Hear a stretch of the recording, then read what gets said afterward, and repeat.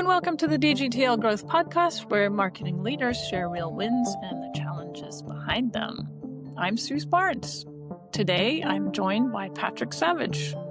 According to his LinkedIn, he's a trained communicator, marketer, problem solver, and leading the way with compelling storytelling and experience-based solutions. Patrick is a champion of change. Patrick, thanks for being on the show. No, thanks for the opportunity. I love coming on shows and talking about marketing. You know, after 20 years of being a marketing professional, you know, you just got to love it. And I geek out over this stuff constantly.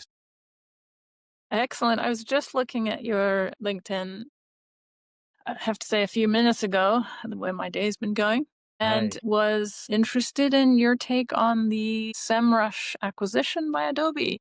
Wow, right? That one came out of left field. Yeah, You I know, was surprised myself. it's so funny. Like I said, you know, I've been in this industry a very long time. I can remember brands like Altus and Dreamweaver, you know, that got bought up by Adobe long ago. You know, Adobe they have a history of buying out competition. So I'm curious to see where this goes. Of course, you know, I think everyone loves SEMrush. You know, there were a lot of alternatives that have popped up, but SEMrush has just been the leader for so long. So I'm very curious to see where this is going. You know, if you can't beat them, buy them. And, you know, Adobe likes, you know, growing. So I'm a lifelong Adobe person. You know, I'm old school that way. So I'm super excited to see what happens. But at the same time, I'm a little concerned. Only time will tell, I guess. Yeah, and likewise, I have been using Adobe since probably early 2000s. But and SEMrush probably almost just as long. But it was completely out of left field, and interested to see it in terms of Adobe Analytics, right? Right. Which is sort of going to be a shift, I think, unless they're somehow going to partner with Google. I just think they're just going to, I don't know. I think SEMrush will become the whole, and they'll just kind of fold Adobe Analytics into the back. Like, I mean, if this all goes right, I mean, this is going to be the end all be all tool. I'll be curious to see what Meta's response will be, what Google's response will be. I mean, you know, poor Google and Meta, or just Google, you know, with AI. I mean, they're getting it from both sides now, right? Like, I guess it's good to be the king, but, you know, I guess their time has come in a sense. So we'll see how they fend off new competitors. Yeah, I imagine it's going to be interesting. Oh yeah. And sorry to drop you right into that. No, that's a good usually topic. ask. I mean, that's a hot topic. I wish I had, you know, it's so recent that I don't have enough knowledge about it yet. You know, that one kind of hit me, like you said, out of left field, and I haven't had time to really absorb it yet. Yeah, well, it's certainly big news today. I usually ask the first question about your company. Tell us about BuildWORKS Marketing and what you do and your vision there. Yeah, so we are a full service marketing firm that focuses on the AEC industry, which is architects, engineers, and construction companies. We narrow focus into that industry because that's where I found the greatest need. You know, it's sometimes an underserved industry because, you know, I jokingly tell people it's not as sexy as what I used to do. I spent a decade in professional motorsports with NASCAR and NHRA. So coming from the world of professional sports, you know, people always want to talk about NASCAR, and I just want to talk about construction. And what I found was, you know, these contractors and these engineers and these architects, especially the engineers and architects, they're brilliant people in their industry. But once you start talking about marketing, it is so foreign to them that they just don't truly understand what to do, right? They can build buildings, they can design dams, they can dig holes, they can lay concrete, right? But when you start talking about SEO or SEM or social content strategies or a website, their eyes just kind of glaze over, right? So it's been a very wonderful partnership with all of our brands. I come from a blue collar family. My dad was he worked for a pulpwood company as a lumberjack, which is the best way to explain that. And then later in his life, he worked in an assembly plant for Kobelco, which is a Japanese firm that builds the large track hose and steam shovels. And then my grandfather was a commercial chicken farmer. So, I grew up in a very blue collar household. Um, and that gives me a great understanding of my clients, right? They're all very blue collar individuals, word is bond, hard days work, all of those things which typically don't align with a marketing firm, right? Like when I think of the traditional agencies that I worked at in the past, I've got great friends that work in amazing agencies. But when you think of your atypical marketing or advertising agency executive, and then you think of a blue collar employee owner, you couldn't be further at polar opposites, right? So Mhm, it's very mhm. interesting to bridge that gap and help them understand marketing in simplistic terms and simplistic executions. You can't go in there and give them these vanity metrics or these high level funnels or any of that. You have to make it very understandable and very executable, because at the end of the day, these guys are bottom line guys. Did I make more money? Did I have less headaches? It's very simplistic. So it's been a wonderful, wonderful partnership with all of our clients. And, our growth strategy for 2026 is already starting off to a good start. We've got about 2 more clients that we're hoping to add to start the year. And then we've got a fairly aggressive campaign, because right now, a lot of our clients are B2B clients, you know, so that has kind of opened up the door for the experiences we've had with them to lead into B2C clients, right? Your service professionals, your soft wash companies, your roofers, your plumbers, a lot of your service-based trade companies. And it's great to kind of go full circle and take my agency and motorsports experience, bring that into construction, and now bring that all the way home, to a B2C service company. It's a lot of fun. And then wave the checkered flag. Right, exactly, exactly. Although, is there ever a checkered flag, right?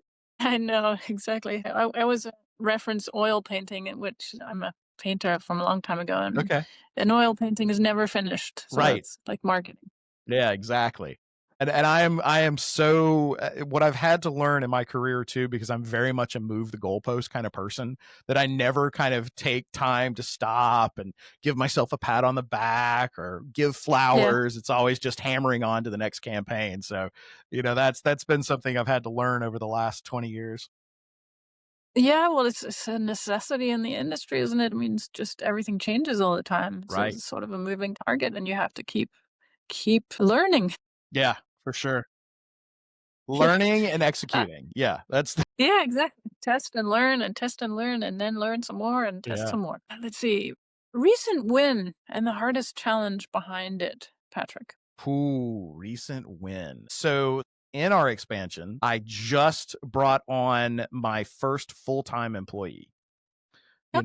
So that for a small entrepreneur like myself, that's amazing, right? A lot of Yeah, absolutely. subcontractors, freelancers here and there, a lot of times just a one-man band by myself.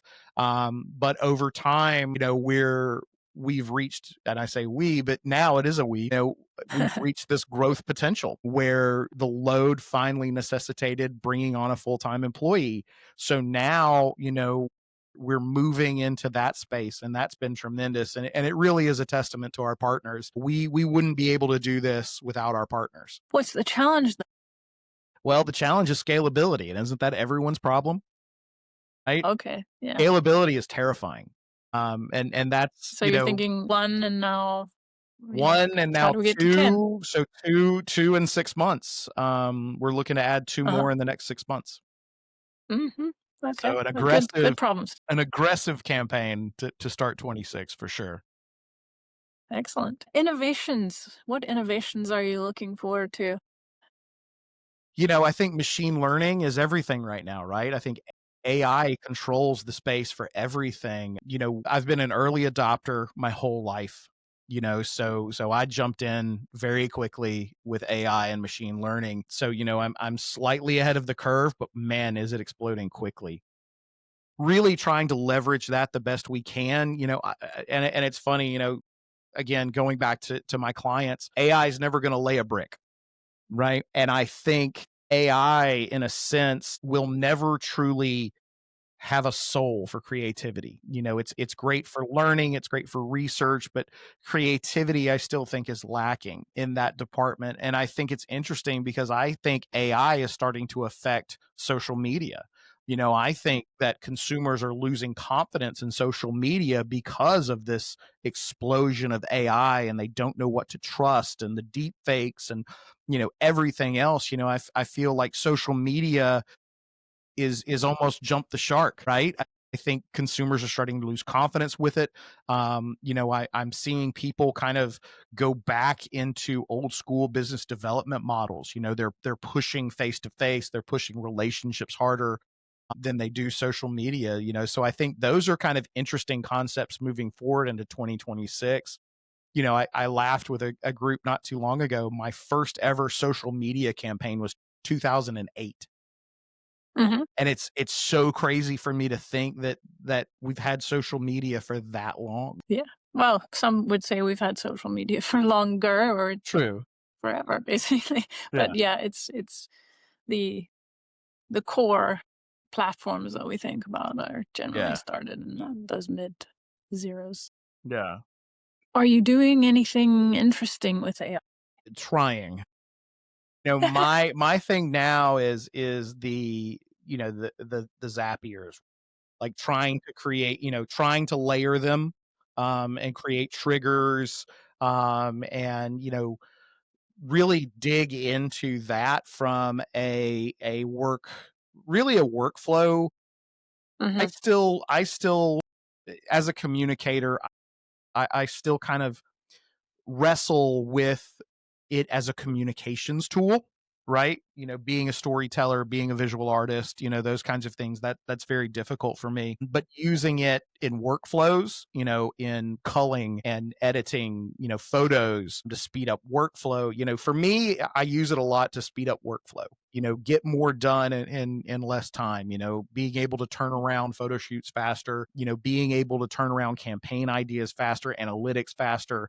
That's really my use to it. I'm not so much for creating social posts with it or blog posts with it or any of those things, because I still crave the humanity in communication. But it's getting better. It's getting better and more humanized every day, isn't it? Yeah. And I think there's different flavors to it. And the reason flavor comes to mind is I had to talk to a guest recently, and he was like, well, nobody likes artificial flavor. That's a great statement.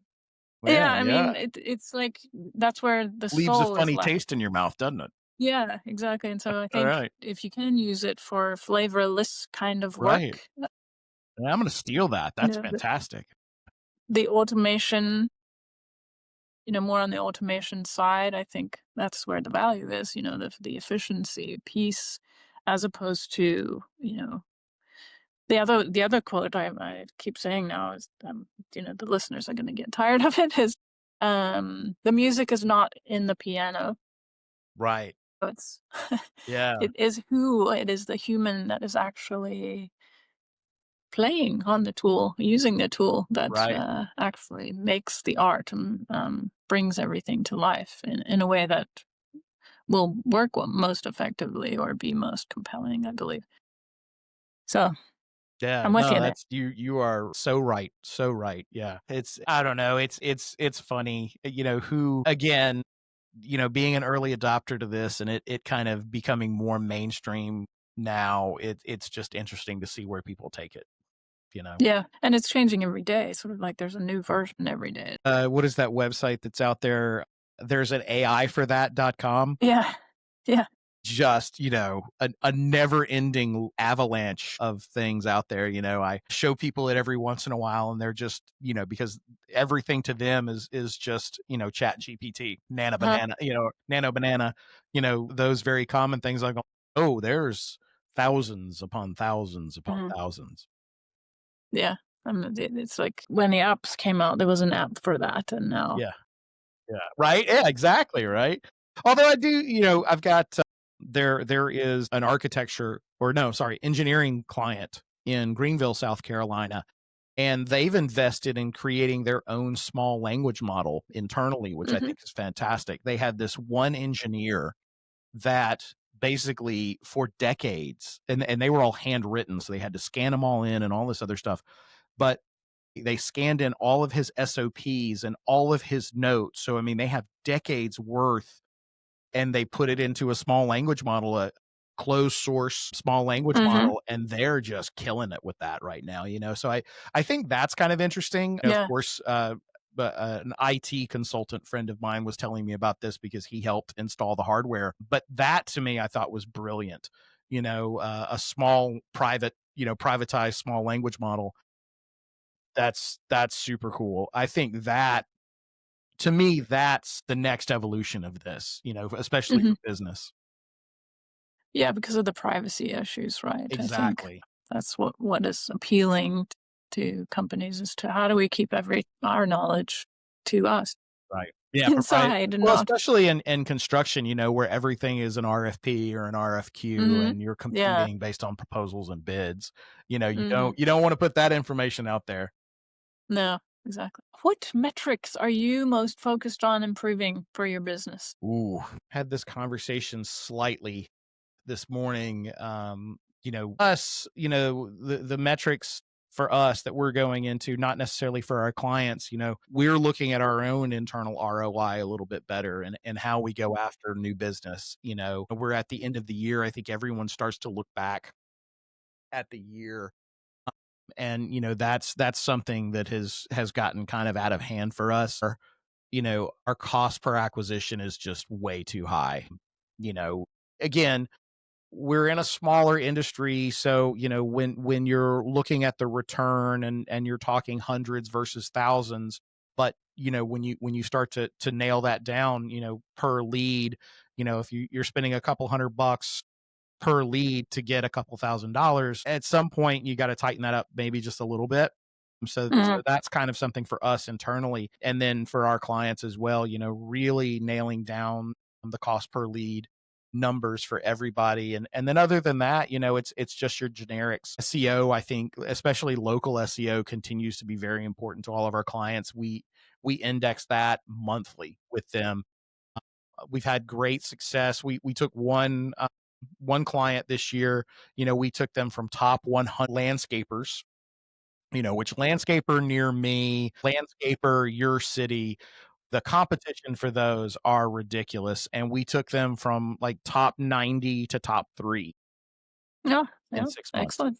Yeah. So I mean, that was a big win, a good learning from there, but to be able to say, look, I got tired when we first, when they first came on board, you do all of your benchmarking. Okay, where are you here? Where are you there? Here are the recommendations.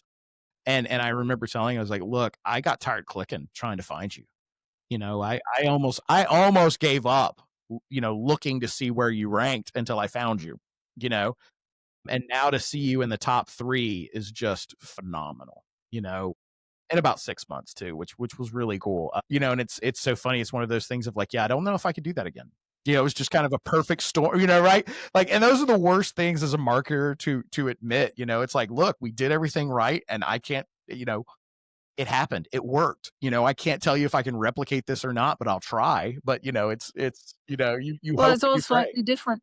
Yeah, It's all slightly different now too because of the AI and everyone's right. searching on AI and using different language and Well, and that was the other thing too. We once was about 3 months ago. Because that's one of the things that we champion with some of our clients. We had to start making sure that all of them were searchable through AI. So we went through this about a month and a half long campaign. Making sure everybody was searchable through AI. And like, yeah, it's just constant. And it's just constant, which is great if you run a business that, the algorithms are constantly changing. So you have to constantly keep tinkering with things. But, yeah, you know, it does make it as difficult. long as the clients understand that that's how it goes. I mean, that's the communication That is, yeah. factor. Yeah. Make sure. And again, that goes back to kind of our key values, right? Keeping everything in simplified language, making sure, our blue collar clients understand, and really championing that relationship, right? I think there's an old proverb, and I can't remember where it came from, but it's something that stuck with me from my early 20s. And it was like, happiness lies somewhere between too little and too much. So I always make sure that I'm, you know, making sure that everyone has understanded expectations, right? Like, yeah, it'd be great if we had that many and we know we don't want this many, but anything in the middle, that's a win, really having those leveled expectations when we go into anything, because I think that's the other thing. I think, especially with social media, you see a lot of marketing agencies and sometimes they're young digital agencies doing meta ads, and they're promising way too much results for clients, and I encounter them occasionally, and like, we went with this guy and he did this video thing for us on Instagram and it was supposed to be great, and he was like, we didn't get anything out of it, and then he just disappeared on us, and I'm like, well, Yeah. sadly, that happens. I said, but I'm not here to sell you a thing. I mean, I'm here to sell you me, right? We're a relationship company. We're not a tactic company. We're a relationship company, and everybody is unique. And yeah, sure, we take learnings from one client and give it to another client, but we're not here chasing that dragon. We're here for the long run. I tell them all the time, like, where we are in Charleston. We're on the outskirts of Charleston. It's a smaller community, but Charleston as a whole for a major metro is very community focused. And I always tell clients when they're in the onboarding process, I'm like, look, I always want to be able to look you in the eye in the restaurant, come over to you and give you a big hug, whether you're my client or not. You know, I never want to have to duck my eyes away or avert a gaze or anything like that. I always want to do right by you, right? That Yeah. in the end of discussion. And I think that's sometimes a different concept to take from a marketing perspective too, right? I'm not here to have 1,000 clients. I'm here to have, just enough clients. And it's so true. I was talking to another guest this week earlier, and he was talking about some clients that left and came back. Yeah. Right. And it's about the relationship. If you have a good relationship, I said it's kind of like dating. I mean, you don't really know if they're the right one, and you might try something else and then come back The eye to the candy, first one. right? Sometimes it's flashy and it's slick Yeah. and, hey, that's But, fine. if you've built a good relationship in the first place, Yeah. it's no surprise that they come back, and you're happy to have them back. Yeah. So, yeah, I think Well, that's a good and from approach. our perspective too, we have a vibe check. I mean, our first little Mhm. part of business development is a vibe check. And, there's been 3 clients who have really wanted to do business with us this year that we have declined just Interesting. because, the vibe check wasn't there. They had, and in all honesty, all of them had bigger problems than their marketing. Um, we deal in the AEC industry, you deal with a lot of family owned and operated businesses, which is great and bad at the same time. The infighting that family members sometimes have on the direction of the company is really, that's something we can't fix. I can make the marketing better, but if the father and the son or the brother and the sister don't see eye to eye operationally or directionally about the company, that's a no-win, you know, Mhm. and all 3 of them, we were very upfront about it and said, look, there's more operationally that you need to solve right now than your marketing, you know, and if you ever figure out operationally, you know, what's your values, what's your direction, what your product is, if you guys can figure that out, we'll be more than happy to sit down with you. But right now in your journey, there's really nothing we can do to help you. So Multiple stakeholders is it's challenging, especially if they're not in agreement. but we have others that one client, the father is absolutely amazing. I love this man to death. I would run through a brick wall for him. Built a commercial landscaping company, Pleasant Places Incorporated, here in Charleston, South Carolina. It's 40 years old. They do multiple, I think last year they did $30 million a year annually. He's got 2 sons, Lee and Palmer. They're 35, and I think Palmer's in his mid to late 20s. So, very young CEO and president. And Mhm. he has stepped away this year, and Palmer and Gilly are running the company. They're doing a fantastic job, and it's just amazing to see that generational company step forward. Hmm. Yeah. And it's Hmm. amazing. Sure, they still have squabbles, but the way the company moves forward it really is inspiring, and I love being part of their journey.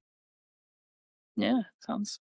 Sounds like fun. Where do you want to be in 6 to 12 months from now with your company, Ooh. with BuildWORKS?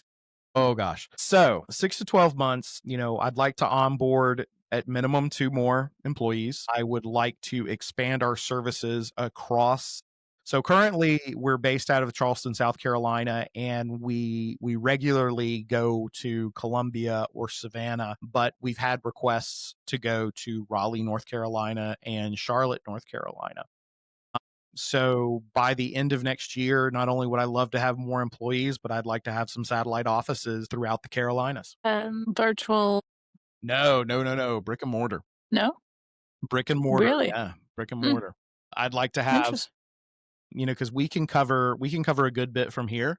But if Yeah. I were to have a satellite office in North Carolina, we could accomplish more. Hmm. Well, that's a Nothing, nothing extravagant. Look, I have what I affectionately refer to as the war wagon. My truck is a rolling studio. I have okay. Yeah. everything I would need in it, including ladders and light stands and all of that. And then I have rigged the inside with a laptop desk and chargers and everything I need to be mobile, because a lot of times, like today, at 4 a.m. this morning, I was on a concrete pour job for one of my clients. Wow.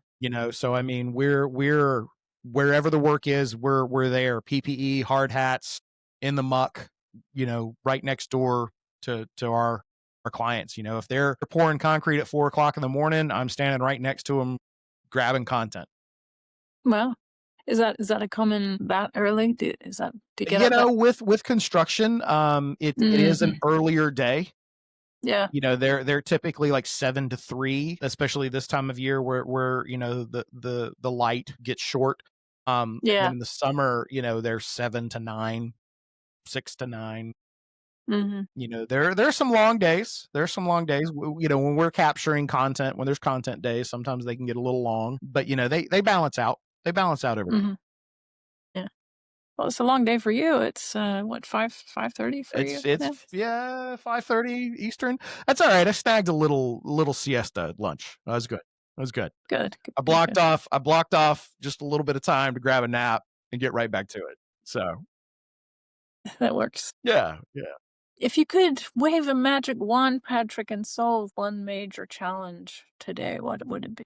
Oh, that is a very good question. I think the biggest thing that I would want just magically poof, just taken care of completely would be scalability for creative services. It's so hard. I spoke with someone yesterday about video services, because I love video. It's so great as far as a communications tool, a marketing tool, everything. But the production value and time makes it so difficult. I wish there were tools that, whether it be machine learned or whatever, that would help in the process of video production more effectively. I know there's tools out there, but I've yet to find one that I like. Hmm. you know and it's difficult because of that. Video, which is the most impactful thing, is sometimes cost prohibitive, and it's not scalable to do on a campaign level. And user generated content, I can't tell you how many times we've coached our contractors, and like, hey, here's how you use, get me better video. Here's how you use your phone to get me better video. Here's how you use your phone to get me better pictures, right? Because we can't be everywhere, right? I mean, it's great Yeah. when we roll up on a job site and we pull out thousands of dollars worth of camera gear and drones and time lapse cameras and POV cameras and everything else, but we can't be everywhere at once. So we have to rely on user generated content sometimes, and it's difficult. So I wish I would just Oof, and just better video for everyone, not just my clients. I mean, I'm not going to be selfish, right? But for everyone, I wish there were a way to make video content more streamlined and more cost effective. It's a good one. I teach classes at the University of San Francisco, and I'm just curious, what advice would you give to young graduates Ooh, this is a fun one for me in too. marketing? I don't teach, but I love mentoring and I love being involved in local schools. Before we transferred here, I would work at my university, which was East Tennessee State University and King University, and now I help with Trident Technical School down here. And I tell them the same thing. This is how I start every conversation. My college professor in public relations or intro to public relations told me that I would make $90,000 a year starting off. I did not make that until I was well in my 40s. So everyone on the internet and everyone in your classrooms is lying to you. Don't think you are going to graduate and magically make tens of thousands of dollars, right? That's always the first comment I have with them. And then the second thing I have that I explain to them is like, do you want to make money or do you want to make art? Because those are two separate things. Sometimes in the Venn diagram of life, perfection happens and you get award-winning, once-in-a-lifetime content inexpensively, and it's great.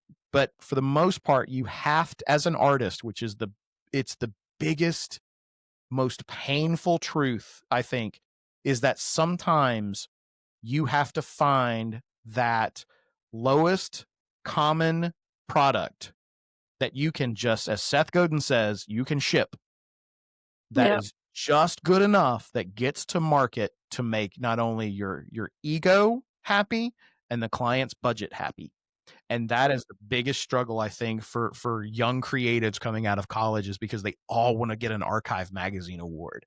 They all want that gold Addy. They all want, the Cons or the, the Emmys. And don't get me wrong, I've got friends that have all of these wonderful awards. I'm not an award person. Again, I came from a blue collar background. My grandfather told me very early on in life, he says, I'm not going to pat you on the back for something you were supposed to do. That has stuck with me my whole life. So I am not an awards guy. I'm a get it done guy, right? So that's kind of the lesson I always give to them. And the same thing is, I get your passion. We all have to be passionate about that, passionate about what we do. But I think the most important thing is to figure out how to appease the soul, the mind, and the pocketbook at the same time, right? You have to find alternate ways to feed the creative soul within your absolutely. job. For me, it's fly fishing and just film cameras, right?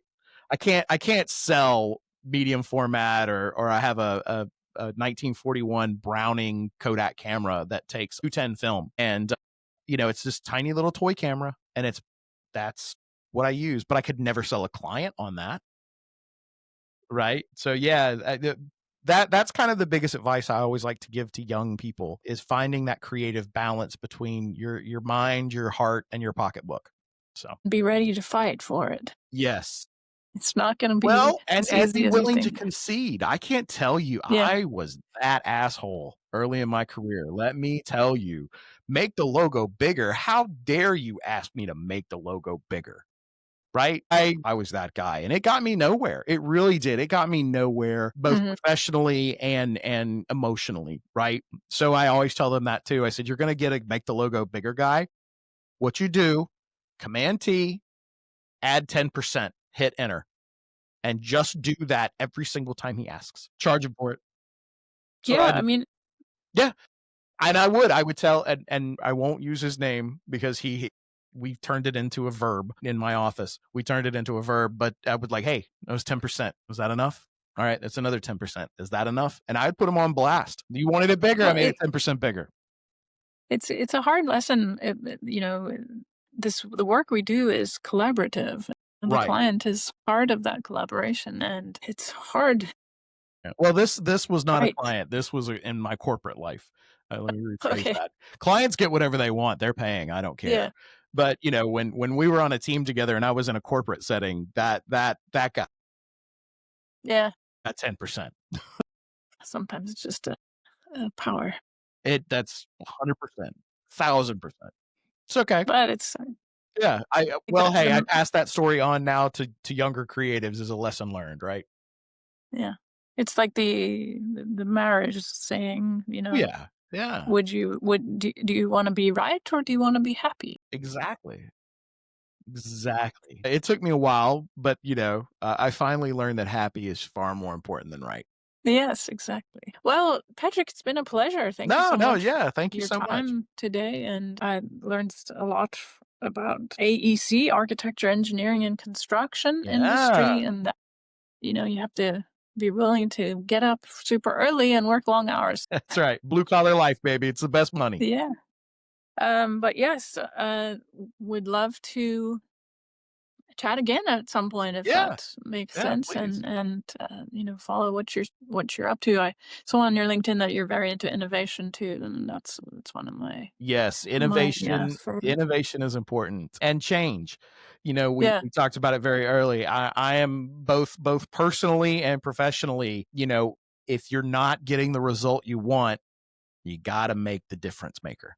Right? You got to make that change, whether it's something large or something small. My children are, they're older now. They're entering the world. They're college graduates and high school graduates. And I'm like, look, if it's not working, you got to make a drastic change. You got to figure it out. You can't keep doing the same thing over and over again, expecting a different result. You got to switch it up. Yeah. And again, it goes back to the ego. You got to take that hit. You weren't right. You want to be right. You want to be happy. There it is. Yeah. Pattern disruption too. There you go. Yeah. Be a disruptor always. Mm-hmm.